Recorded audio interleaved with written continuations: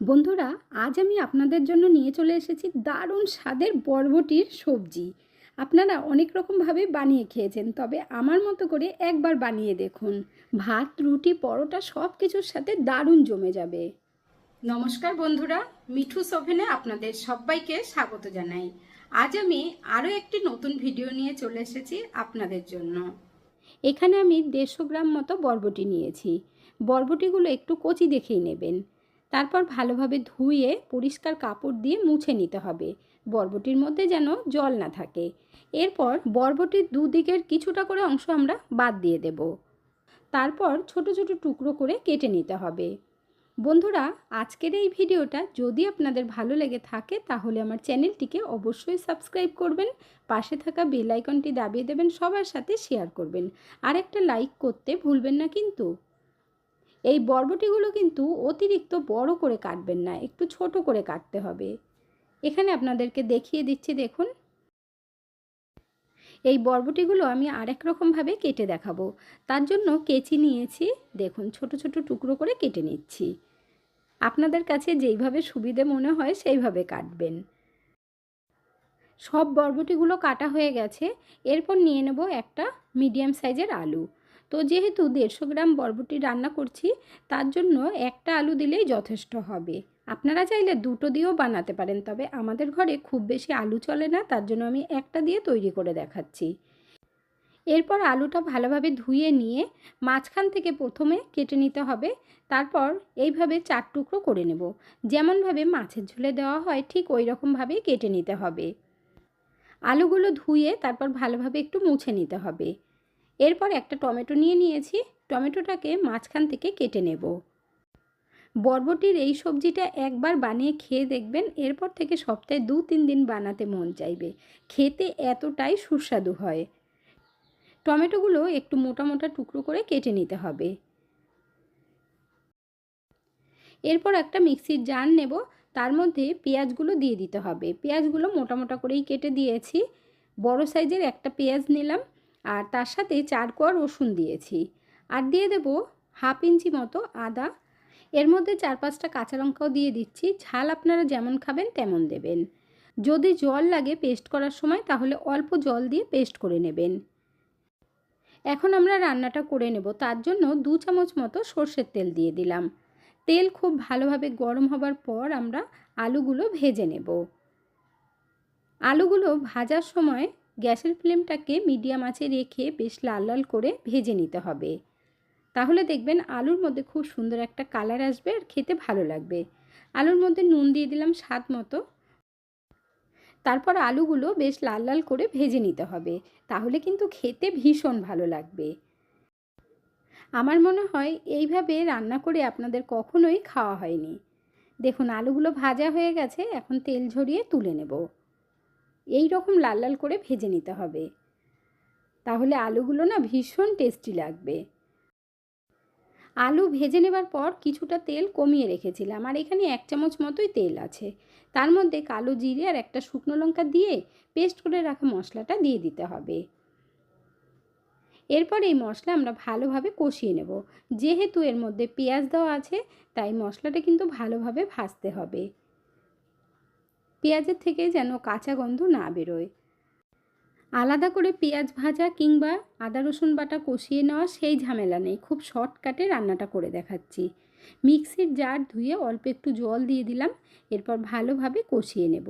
তো তার জন্য কি করতে হবে, 2-3 মিনিট মতো আমরা গ্যাসের ফ্লেমটা কমিয়ে রেখে ঢাকা দিয়ে রাখবো। তাহলে পেঁয়াজের কাঁচা গন্ধ খুব তাড়াতাড়ি চলে যাবে আর কষানোও হয়ে যাবে। এখানে দেখুন পেঁয়াজের কালারটা আস্তে আস্তে চেঞ্জ হয়ে গেছে। তো এইভাবেই মশলাটা আমরা কষিয়ে নেব।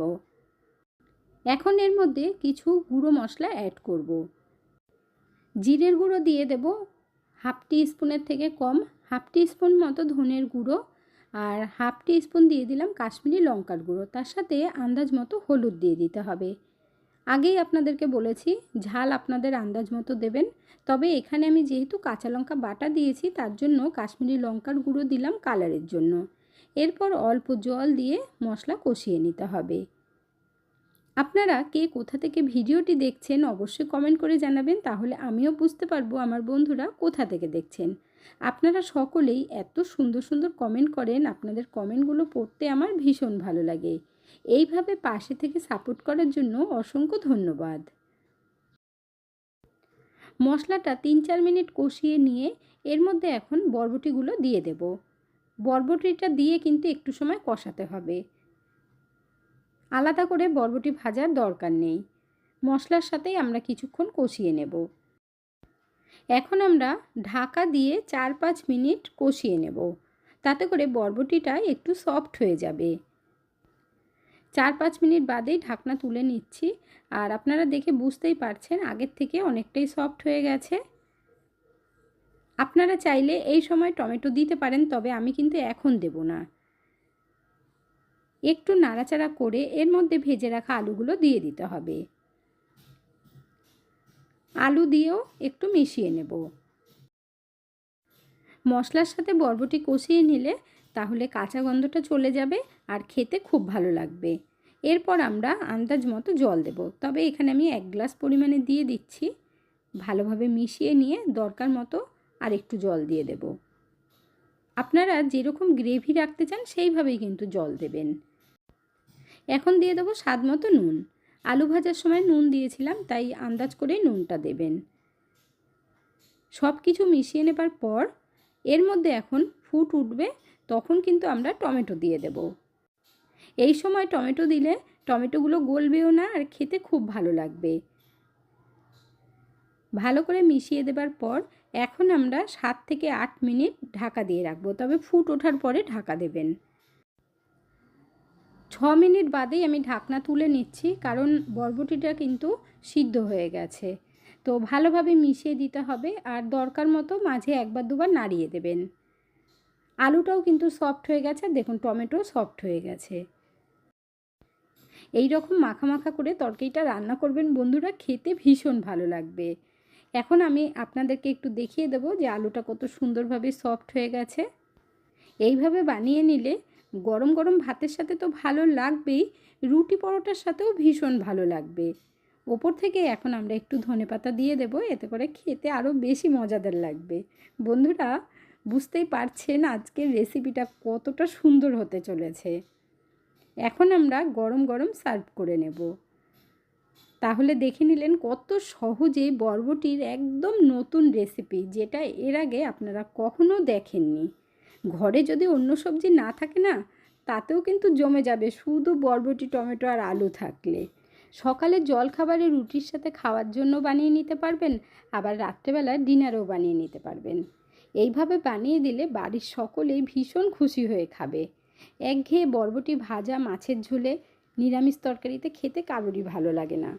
তাহলে আর দেরি না করে আপনারাও বানিয়ে ফেলুন। বন্ধুরা আজকের ভিডিওটা আপনাদের কাছে কেমন লাগলো অবশ্যই কমেন্ট করে জানাবেন। ভালো থাকবেন, সুস্থ থাকবেন, দেখা হচ্ছে পরের ভিডিওতে। Thank you.